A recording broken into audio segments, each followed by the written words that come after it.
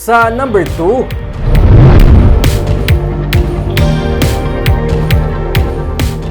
$3,500 ka mga job order workers sang Bacolod ang ginapaabot nga masweldohan na karon nga semana. Sini nga semana ginpasalig ni City Administrator Attorney Boyet Maghari nga matigayon ang pag-release ng pondo para sa sweldo sa mga job order workers sa Bacolod.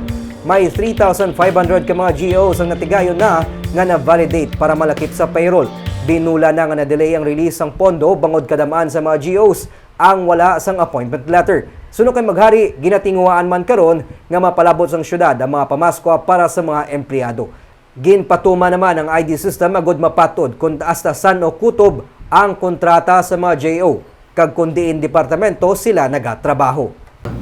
Base mga possible pang mga additional nga mahatag if not this week maybe before end of the year no may mga ginahingagaw kita kay para nga makapamaskwa man ang tanan. So ongoing siya sir. Gift box.